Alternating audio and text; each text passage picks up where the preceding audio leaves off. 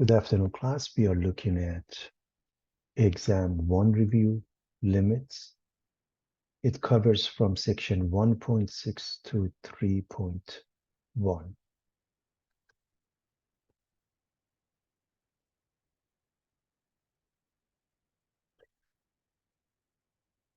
Here's a question from exam review, and that's question number 4. Find the general terms. When the things are a little bit more complicated, I pick them up for the exam review. So this is as complicated as it gets. We are going to find the general term, and we're going to cut this into 3 portions, 3 parts. We're going to look at the sign. As you can see, it alternates. Numerator for the result, and then denominator. In other words, there are 3 things we're going to consider: the sign, the numerator, and the denominator for a sub n. That's what we are going to look at. As you can see, it alternates. Therefore, we have to go with -1 to the power of n or -1 to the power of n minus 1. Anybody knows which one and why?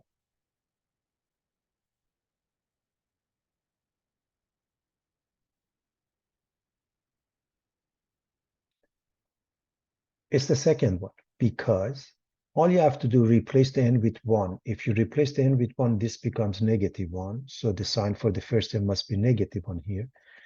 For this one, if you replace the n with 1, you get 0 here. -1 to the power of 0 is positive. So the first one has a positive sign. So you're going to choose that. As far as the numerators are concerned, we write them out. And we notice this arithmetic sequence where 6 is the first term, and then we are adding a constant difference of 4. Therefore, a sub 1 is 6, and d, the difference is 4. And that gives us a sub n equals a sub 1 plus n minus 1 times d. We replace the a sub 1. We replace the d. And we distribute the 4. We end up with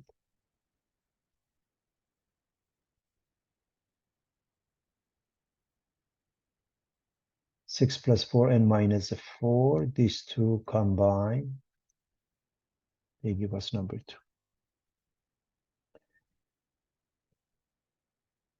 Finally, we write the denominators 3, 9, 27, and so on. And we notice the geometric sequence. The first term is 3. And then if you multiply by 3, you get 9. Multiply by 3 again, you get 27. So we are multiplying. Or you might say, if I divide 9 by 3, if I divide 27 by 9, we get to the same answer. So this is a geometric sequence such that the first term is 3, so is the ratio, common ratio, and therefore we are going to use the formula a sub n equals a sub 1 r to the power of n minus 1. We're going to replace the a sub 1 with 3 and r with 3, and they give us 3 to the power of n. Why is that? Remember, this has exponent 1, and you're going to add these 2 numbers, and the result is this one, because we have the following rule of exponentials: a to the power of m times a to the power of n is a to the power of m plus n, known as a product rule. So we're going to add up the exponents. And so now we have this part, we have this part, and we have this part. So let's plug in.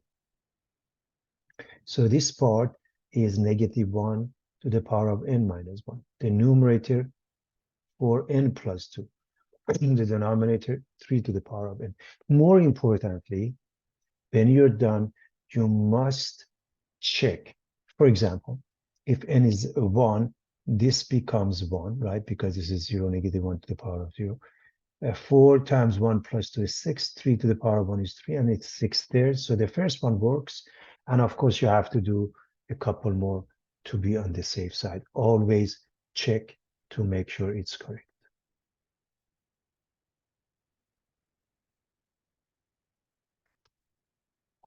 We want to find the first 5 terms, which means for this sequence of a sub n equals 2 to the power of n minus 4, we're going to replace the n with 1, becomes 2 to the power of 1 minus 4, which is 2 minus 4, which is negative 2.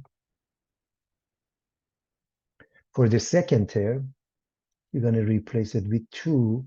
2 squared, 4 minus 4 is 0. Can anybody tell us the third term? What would be the third term?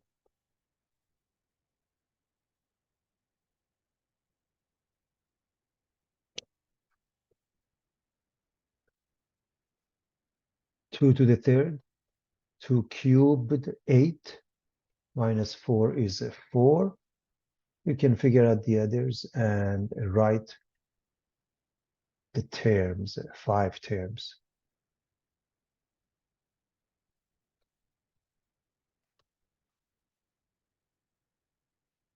Find the first 6 terms of the recursive sequence.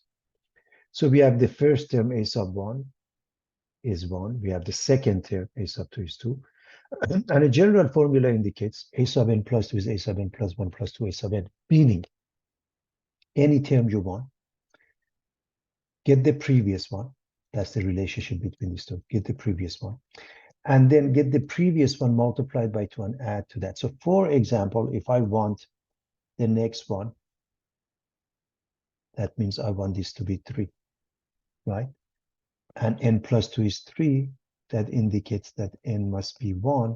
So put this number 1 here. You get a sub 2. And over here you get a sub 1. So a sub 3 is a sub 2 plus 2 a sub 1. You simply put, as I mentioned before, a sub 3 is the previous one plus 2 times the one before that. So the previous one is 2. And then 2 times 1 is 2. They add up to 4. In the same token, a sub 4 is the previous one, a sub 3, plus 2 times the one even before that, a sub 2. So a sub 3 is 4, plus 2 times 2, another 4 gives us 8. And if we can figure out those two, we can do the rest of them, and I'm going to leave them for you to check. And 1, 2, 4, 8, 16, 32 are the terms we are looking for.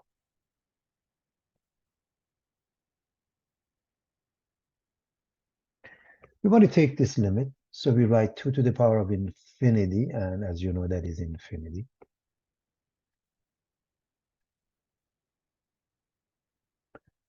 We replace this n, 5 plus 2 to the power of negative infinity. 2 to the power of negative infinity is 0, and the answer is 5. Now, why is that? Remember the negative exponential rule, a to the power of minus m is 1 over a to the power of m. Therefore, 2 to the power of negative infinity is 1 over 2 to the power of positive infinity, which is still infinity, and 1 over infinity is 0. The next one,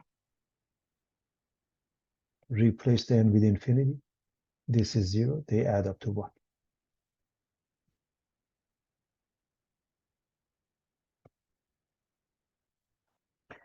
In this case, we are dealing with a rational expression.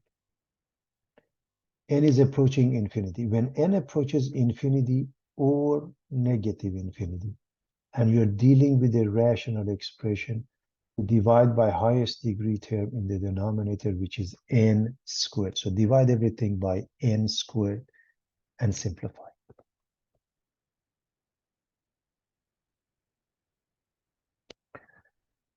This is 2, this is 5. Everything else is over n or n squared. And as you know, as n goes to infinity, if you apply that, each and every one of these, all of this, each and every one goes to 0. So the answer is 2 over 5.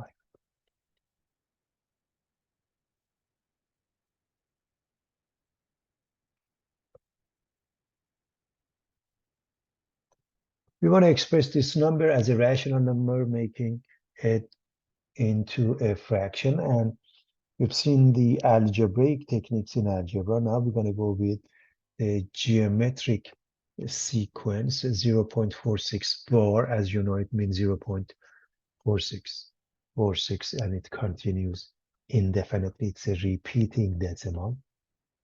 Now, if you look at this portion is 0.46, if you look at this portion is 0.0046, you can write it as a fraction, or you can write it as a decimal. This is 46 over 100 or 0.46. This is 46 over 100 squared. We are looking at this part, okay? 0.0046, that's what it is. This one is 0.000046.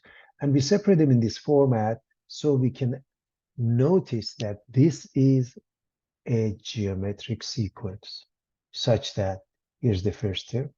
And what about the common ratio? Notice this is 100 times larger than this. So the fraction is smaller by that much. So R is 1 over 100. So because R is between -1 and 1, we can use this.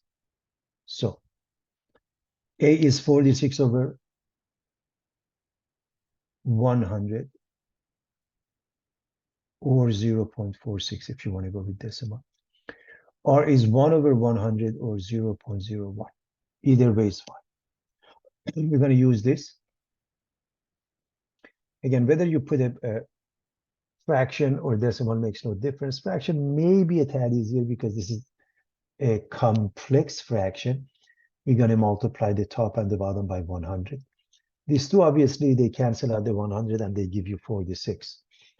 What happens here, 100 times 1 is 100. When you multiply times, this becomes 1. So the bottom becomes 100 minus 1, which is 99. And this fraction happened to be in its lowest term, so we don't have to continue anymore. And one might say, okay, this wasn't in lowest term, but on purpose we kept it that way, so we could easily see the common denominator of 100. When we look at a case like this, the bar over here was over everything after the decimal, but over here is just after 6, which means the following number, 3.1, and then you repeat number 6. So all you have to do, look at this one plus the rest of them. Okay. And the rest of them, you can say 3.1 from here on, it's 0.06 or 6 over 100. This one, 0.006 or 6 over 1000, and so on. So the first number is 6 over 100, the first 6. The second one is 6 over 1000 or 10 cubed, and so forth. And so, again, and this is the representation, decimal representation. You could say this is 0.06, this is 0.006, this is point, and you put 3 zeros and then 6. Notice we are interested in working out this part. This is 3.1, very straightforward. This part, we notice it's a geometric sequence. By the way, you could write this as 3.1 plus 0.06. Okay, you could write them in that format also. So this is a geometric sequence. Here's the first term, or this number is 10 times this number. So the fraction is 10 times smaller, so R is 1 over 10. And therefore, again, we can use this. So if you like, you can write this in decimal format, 0.06, and write this in decimal format, 0.1. So plug in. So this is 3.1 plus the repeating decimal that we will use a geometric sequence. And of course, it's a complex fraction. The LCD is 100, so we're going to multiply by 100 over 100. So what happens when we do that? This top becomes 6 because 100 cancels out. This is 100 minus 10. So this fractional part is 6 over 90. And remember, we want a rational number, so we want in a fractional format. So 6 over 90 obviously is 2 over 30. And 0.1, we're going to write 1 over 10. And to add these two numbers, 1 over 10, because this has the denominator 30, we are going to change that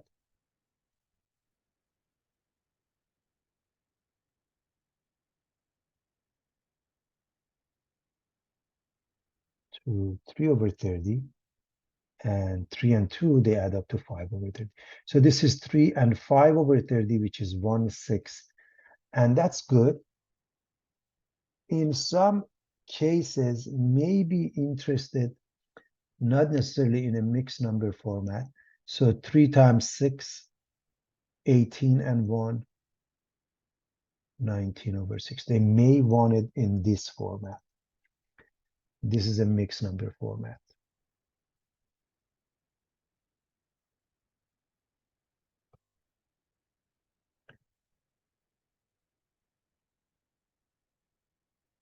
And this is a fraction, improper fraction. That was the terminology.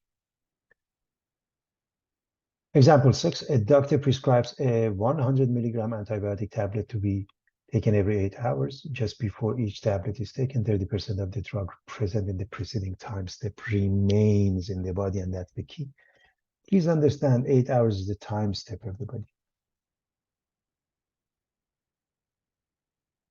Very important, but doesn't enter our calculations. The reason I have A and B, because I want you to see we are going to go with Q. So all of this where we see B, we should change it to Q. So therefore, before we get started, we have to write the given symbolically. So B sub 0, we're going to say Q sub 0 or A. It's 0 for patients normally until we get to the first dose. And the constant, lowercase c, 100 milligrams of antibiotic. And R is the portion that remains in the body, 30% or 0.3. So if we write this properly, it makes it very easy to move on. First and foremost, they want this table. And the first dose gives us 100 milligrams of antibiotic. The second one gives us the same thing, plus 30% of that is left in the body. So that makes it 130. The next one, again, 30% of this one, which is 39, remains in the body, and we add the constant, and so it's 139. And again, the same units, milligrams of antibiotic. For part B, to write this, take a look at this one. Change the B to Q first. So Q sub n plus 1 is R, Q sub n plus C. Use the given and plug in. R 0.3, lowercase c, 100. And that's exactly what we did here. We used, in essence, this formula. We want to solve the formula for Q sub n. That means to go here, instead of a B sub n, make it into Q sub n and change anything that is B to Q. So Q sub 0, R to the power of n plus C times 1 minus R to the power of n over 1 minus R. So I hope you see that everything is the same. B sub 0 is Q sub 0, B sub n is Q sub n. And now again, we use the given and we plug in. This is 0, although it's mentioned here, but that's always the case in the case of the medication. R is 0.3 and lowercase c is 100.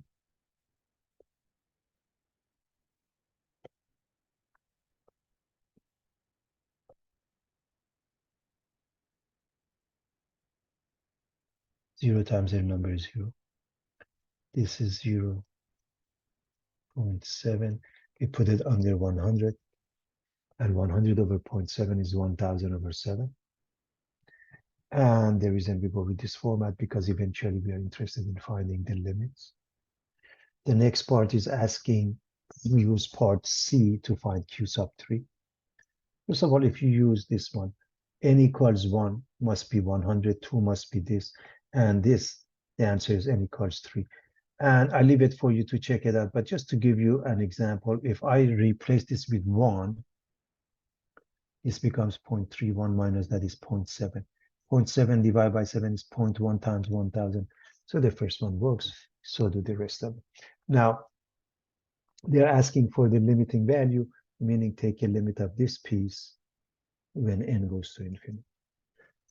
As you can see, this is 0.3, so 0.3 to the power of infinity is 0 because when r is between -1 and 1, the base, then this goes to 0. And when this goes to 0, the answer is 1,000 over 7 precisely. An approximation in the form of a decimal is this number, 142.857. And as always, we write the units if they ask us. What's important is the meaning of this. If this antibiotic is taken every 8 hours, it will never get beyond 142.857 milligrams. That's really the key.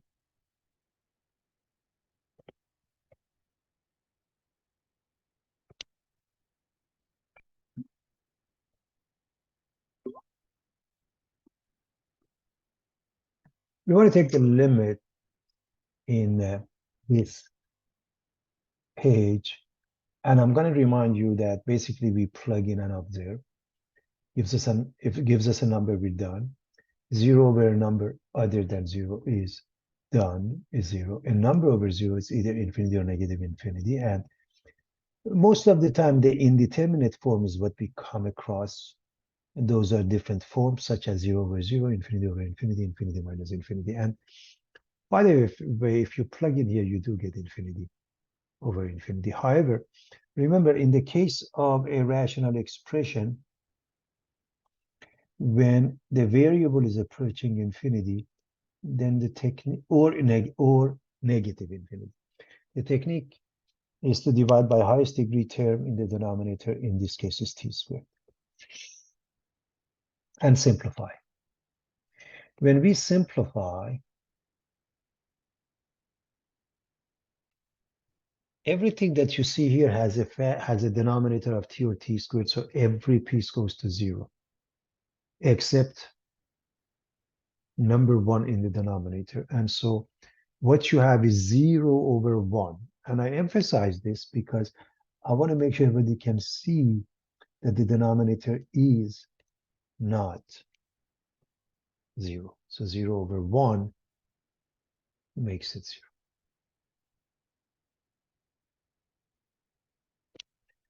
Looking at this example, again, we are dealing with a rational expression.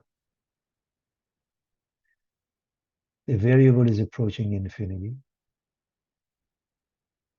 We divide by highest degree term in the denominator, which is now t. And we simplify. So we divide everything by t and we simplify. Now we are replacing the t with infinity. These two pieces go to 0. Infinity plus 2 is still infinity. Divided by 5 is still infinity. Again, infinity times a positive number. Any positive is infinity. Infinity divided by any positive number is still infinity. In this case, if you plug in infinity squared plus 1 is infinity, square root of that is infinity, you end up with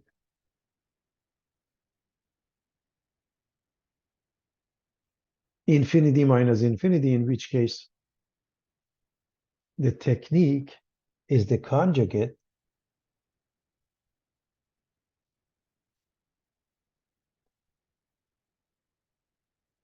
a minus b. The conjugate is a plus b. Their product is a squared minus b squared. So this minus sign becomes a plus sign. You put it at top and the bottom. And now a minus b, a plus b is a squared minus b squared. This comes out minus this one gets squared.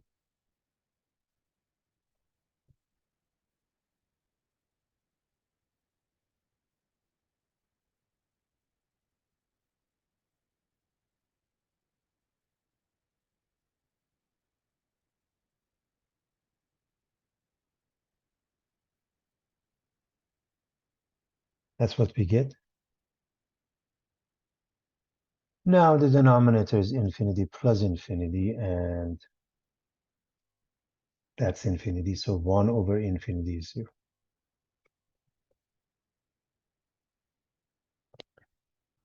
Indeterminate form of infinity minus infinity ended up to be 0.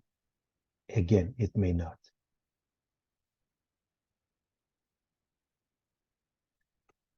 In this case, we plug in. If you plug in here, you get e to the power of negative infinity, which is 0. 12 divided by 4 is 3. Now, why is this the case? Negative exponential a to the power of negative m is 1 over a to the power of m. Therefore, e to the power of minus infinity is 1 over e to the power of infinity, which makes it 0.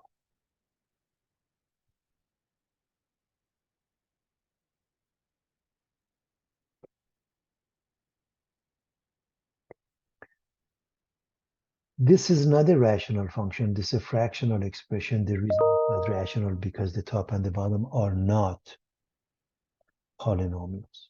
However, since t is approaching infinity and it's a fractional format, we use the same technique of dividing by highest value in the denominator, which is e to the power of t.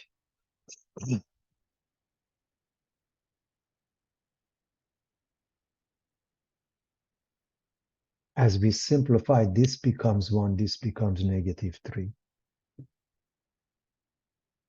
If we apply t approaching infinity, this becomes 5 over infinity, this becomes 4 over infinity, each one goes to 0.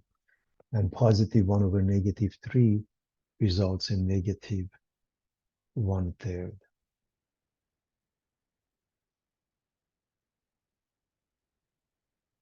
The limit of x squared minus x over infinity, if I plug in, I get infinity minus infinity. And the technique is factoring here. Now, infinity times infinity minus 1. As you know, infinity minus 1 is the same as infinity. Their product is infinity. So in the previous page, infinity minus infinity resulted in 0. In this page, it resulted in infinity. In some other instances, may give you a different number. That's why it's called indeterminate. And indeterminate, I said, means more work. That means use your algebraic techniques. We have a rational expression. X is approaching infinity. We divide by highest degree term in the denominator, namely x. Divide everything by x and simplify. Now, if we apply the infinity, this is infinity plus 1, this is 0 minus 1. Here's what I want you to notice. The top is infinity. Doesn't matter if it's plus 1, minus 1, you name it. And the denominator has a negative sign.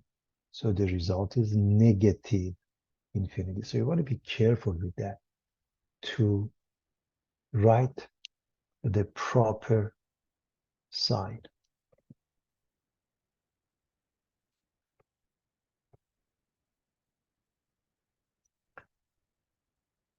All right, we're going to look at limits of functions at finite numbers. Given the graph of a function g, state the value, if they exist, of the following. We want the limit of g of x as x approaches 2. Therefore, we're going to look at the one-sided limits. And I remind you that one-sided limits tells us a function has a limit at a if the limit of f of x as x approaches a from the left, and the limit of f of x as x approaches a from the right, they are both the same L. Therefore, the limit of f of x as x approaches a equals L. Because we want this one, we're going to look at one-sided limits. Starting from the left of 2,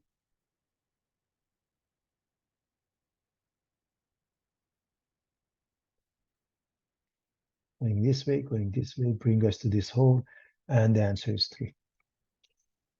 From the right of 2,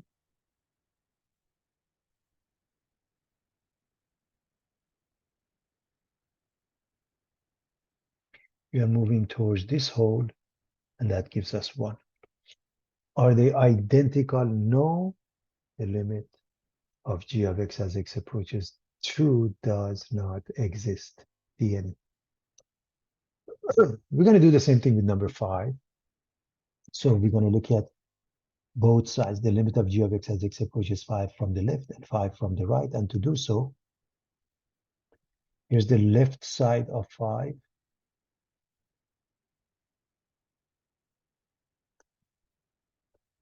Here's the right side of 5. Notice, whether we come from the left or right of 5, we are moving towards this hole. And this hole has the y-coordinate 2. Therefore, the limit of g of x as x approaches 5 is 2.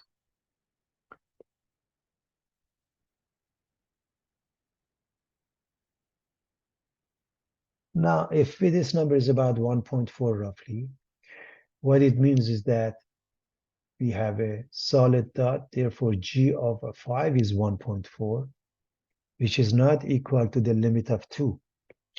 What does it mean?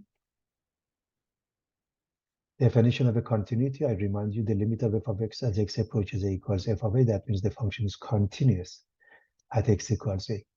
The functional value is 1.4, but the limit is 2, therefore the function is discontinuous at 5. However, g of x can be continuous at x equals 5 if we do what? If we redefine g of 5 and we call it 2. This is known as a removable discontinuity because there's only 1 point and we can fix it, okay? However, if we look at this one, this is called a jump. There is no way we can fix it. Furthermore, I don't see a solid point. So this is a jump. Also, g of 2 is undefined. So this one, there is no way to fix it. That was the concept of continuity discussed before. We want to take a limit of this function r of x as x approaches various numbers, for example, 2. So here's number 2 from the left and right. Both sides seem to go down to negative infinity.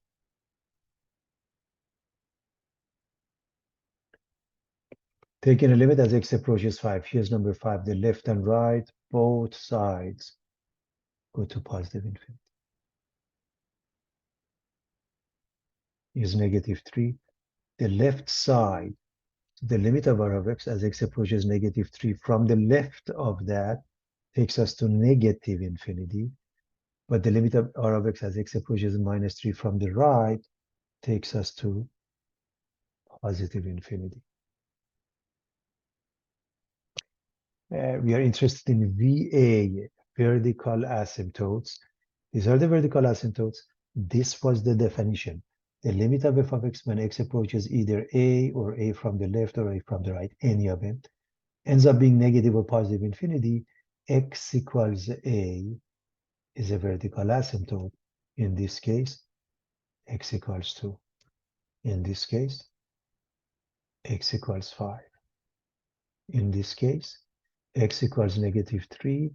And in this case, the same thing, x equals negative 3. So we have 3 vertical asymptotes.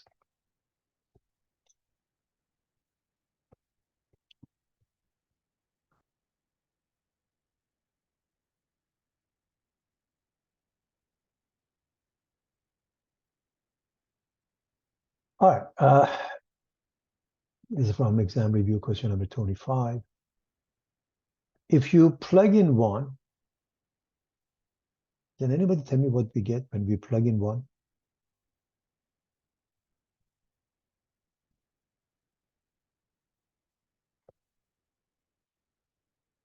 We get 0 over 0 because 1 and 3 is 0 4. over 0? Thanks. 1 plus Yeah. 3 is 4. And the square root of that is 2. 2 minus 2 is 0. And this is 1 minus 1. And it's important to know it's 0 over 0, indeterminate. And so what was the technique in this case? Anybody?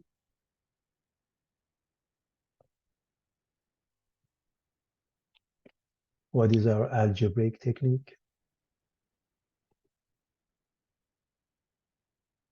Anytime you have a square root, the technique is the conjugate. That means change this to plus, multiply, and divide by it. So this is the conjugate. We just went over that a minute ago. We just had an example of that when we multiplied by the conjugate. So let me write that again to refresh your memory.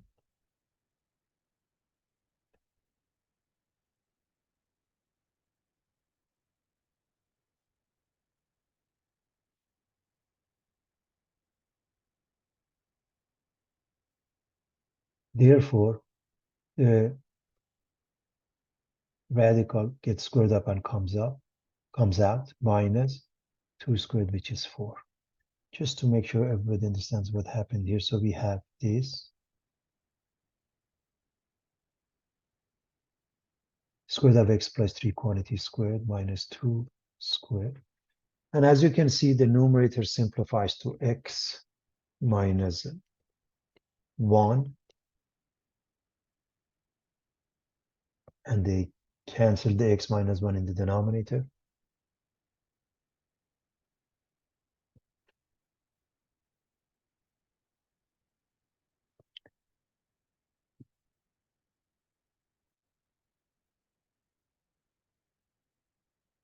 And we plug in, we get 4. Square root of that is 2. 2 and 2 is 4. So 1 over 4 is the final answer.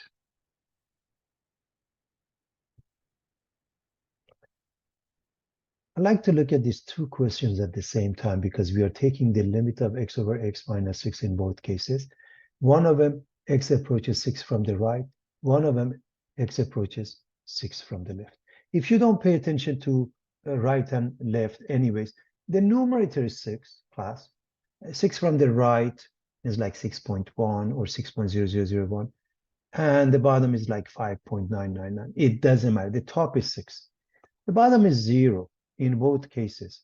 However, this is the only number that the left side of it is negative, the right side of it is positive. Remember, this ratio is infinity. We just want to figure out if it's positive or negative. So we need to figure out if the 0 is from the right or left. So 6 from the right, as an example,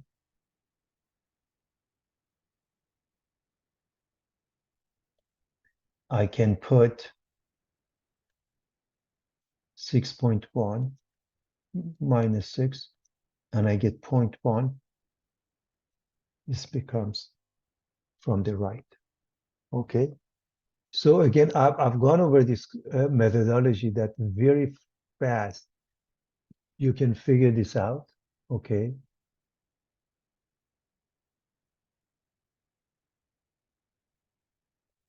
This one example of 6 from the left, like 5.9. Even if you said 5, it's okay because we are interested in the sign, everybody. So this is 0 from the left. And so what does it mean? Both of them are infinity. However, this is positive infinity. This is negative infinity because of the 0 from the left. And that's something you got to be very careful of.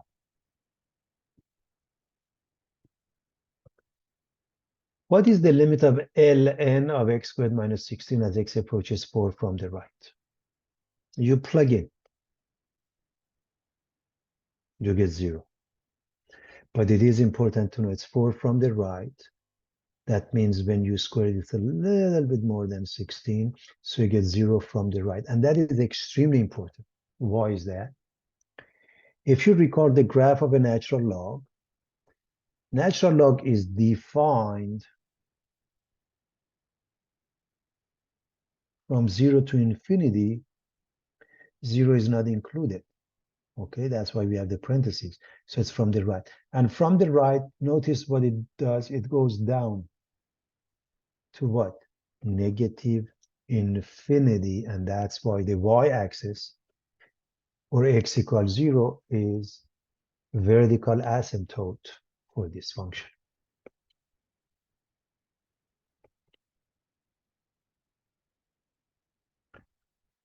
All right, some other exam review questions. For example, 32. If you plug in, you get 0 over 0 class. And because it's a fraction, anyways, you want to put it in its lowest term. It's a rational function, so you can factor it. Obviously, the top, you take the x out. But I'm going to remind you, when x approaches 5, you must have a factor of x minus 5. But because x is approaching negative 5, you must have a factor of x plus 5. And of course, this is easy. A squared minus b squared. This is 5 squared. So x plus 5, x minus 5. I'm assuming we are okay with the factoring. These two cancel each other. We have x over x minus 5. And when we plug in, the top becomes minus 5. Rewrite it.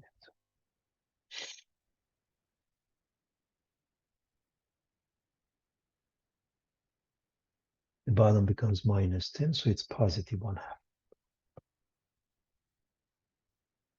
This one, you end up with 0 over 0 if you plug in. And this is a complex fraction.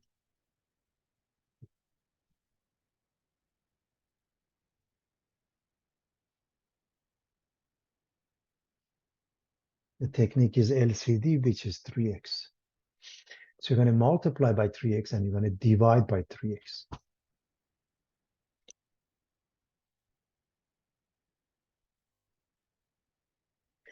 If you multiply 3x by the top, 3x times 1/3 becomes x, times 1 over x becomes minus 3. And the bottom, you write it as a product.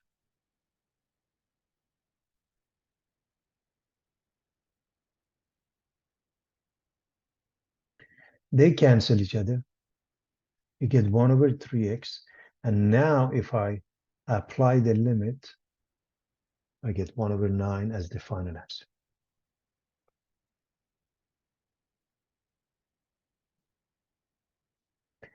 What about this one? What happens when we plug in? Anybody?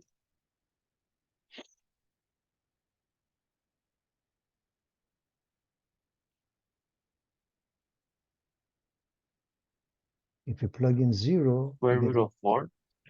square root of 16, which is 4. Good. Oh, okay. Excellent. So when you plug in 0, you get 16 under the radical, and that is 4. Perfect.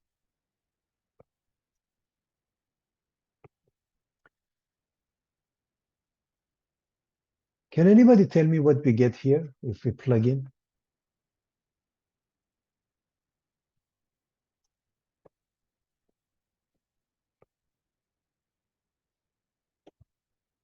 If you replace the x with 6, you get 6 squared minus 6 times 6. This is 0. Over 3. 0 over negative 3, and that is equal to 0. Again, it's important to see the denominator is some number. It doesn't matter what it is as long as it's not 0. 0 over any number is 0. And that's what I want you to see. It doesn't have to be 0 over 0 always.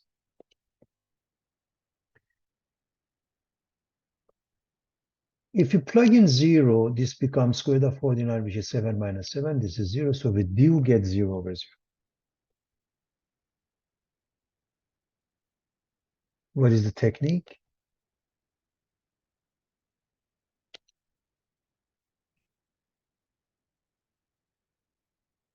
When you have a square root, you multiply by its conjugate, meaning change this to a plus sign, put it at top, put it at the bottom. And again, remember h is approaching 0, so this is the problem. You never ever distribute, you keep it as a product.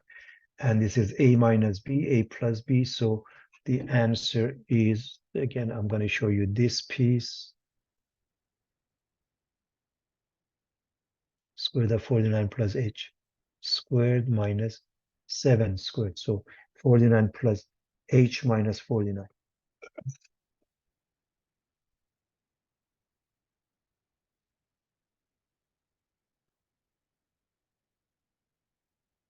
They cancel each other. We get 1 in the numerator. And you replace the h with 0. This becomes 7. This becomes 7. The sum is 14. 1 over 14 is the final answer.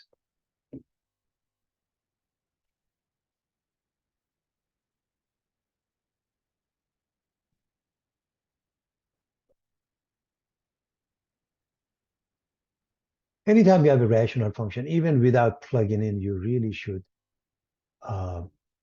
factor it if you can. But if you plug in, you do get 0 over 0. Now, because you get 0 over 0, and because x is approaching -4, this must have a factor of x plus 4 class, which means to get rid of it, this should have a factor of x plus 4. So that is really helpful for the factoring, okay? And remember, how you do the factoring, you write this one as x and then 3x. Why? Because this is 3. You write this one as x and this one as 2x because this is 2. You remember that? And since this is -4, you already know you have a plus 4 here. So that would be really helpful. So -4 anyways is the product of 1 and 4, one of them negative. So it's plus 4 and -1. And you have to check the middle term. I'm going to check that for you. And this one is the same thing since this is 4. This is 12 divided by 4 is 3. And this is positive, so positive. Now, here's what you want to be very careful when you do the factoring. It's the middle term. Notice this is minus x. This is 12x. The sum of these two must be 11x.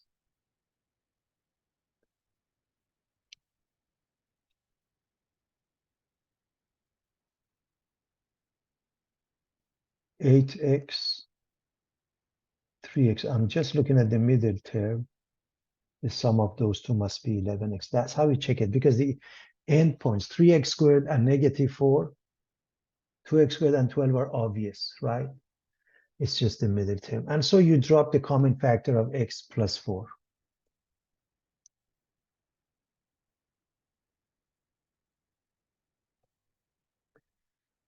And now if you plug in -4 times 3, -12 and -1 is -13, -4 times 2, -8 and 3 is -5. Negative over negative is positive.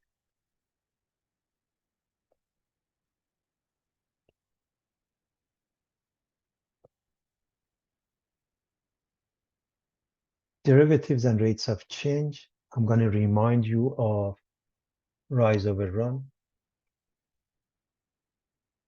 Y sub 2 minus y sub 1 over x sub 2 minus x sub 1, or f of x minus f of a over x minus a. If we call this distance h, and by the way, this is the run, this is the rise. If this is the run h, okay, this becomes a plus h, and it gives rise to this equation. We went over this a couple of times. I hope you're comfortable with that. So we get that answer. If we call this b, this is f of b, we get to this formula. The point is, I'll give you the good old slope.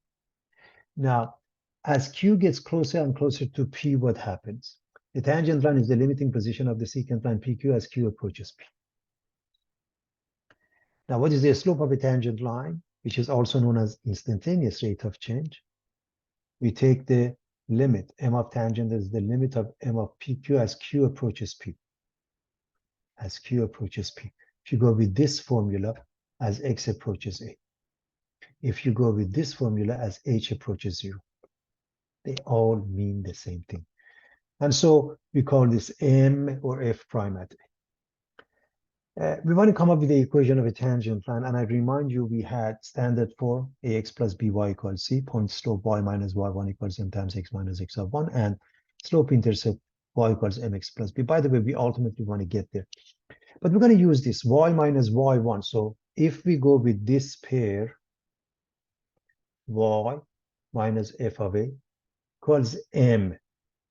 m, we're going to use f prime of a, x minus x sub 1, which is a. So do I have to memorize this? No, just use the point slope as mentioned.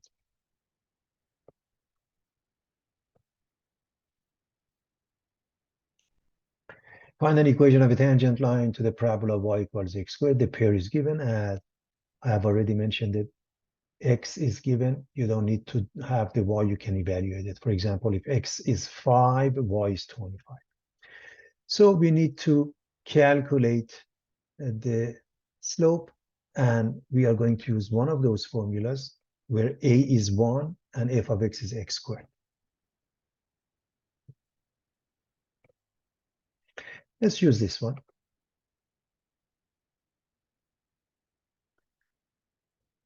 M or f prime of 1, we want the limit of f of x minus f of 1 over x minus 1 as x approaches 1. We've seen this, right? Replace the f of x with x squared, f of 1 with 1. If this is not given, you plug it in. As you know, the numerator can be factored into x minus 1, x plus 1.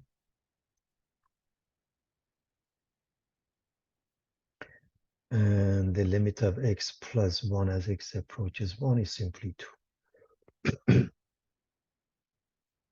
Y minus y1 is m times x minus x of 1.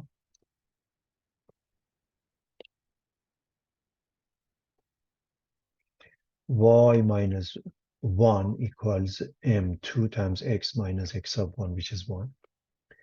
And just distribute and have the answer. Here is 2x minus 2, add the 1, we get the pair, we get the tangent line. And what's important for everybody to know, the pair belongs to the original function, also belongs to this. When it works out, 1 gives you 1, that means this process was right, has got nothing to do with that. Again, as I did it in class, I want to look at the second method using this.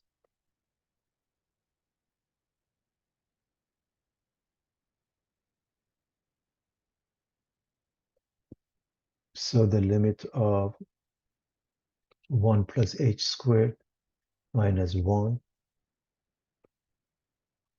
Okay. So you evaluate this difference quotient and simplify it, okay? So 1 plus 2h plus h squared. 1 and negative 1 cancel each other. We get the h out. H and h cancel each other. And if you replace the h with 0, you get the same slope. Again, you don't have to do the second method. This is for practice, everybody. This is for practice.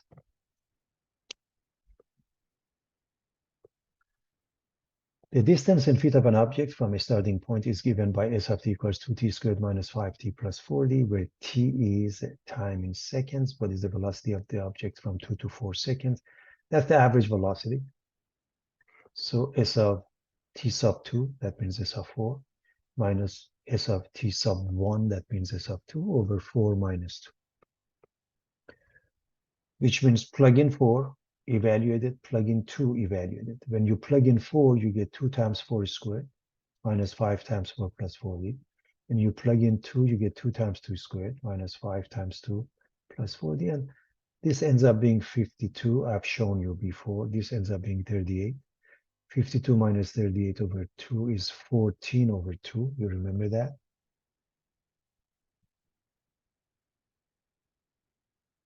Seven feet per second. So because this is delta S over delta T, the units of the numerator over the units of the denominator, the change in distance over the change in time. What is the instantaneous velocity? After 4 seconds, again, we have 2 points in time, means average. We have only 1 point, means instantaneous, and that requires differentiation. So A is 4, everybody. So S of 4 plus H, you put it here. 2 times 4 plus h squared minus 5 times 4 plus h plus 40 minus s of 4 was done here. So we're going to use that. You remember 4 plus h? When you square it, you get 16 plus 8h plus h squared. We're going to multiply this by 2. We get 32 plus 16h plus 2h squared minus 20 minus 5h plus 40 minus 52. All the numbers add up to 0. 16h and minus 5h add up to 11. H, you take the h out. And now if you plug in, you get 11 feet per second. Please understand the units are the same for both velocity, the average velocity and instantaneous velocity, because this is ds dt.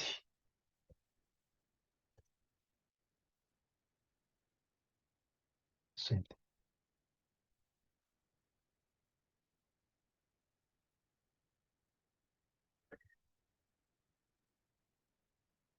We've already looked at a concept of a continuity, and I'm going to remind you that limit of f of x as x approaches a equals f of a, that's the concept of continuity.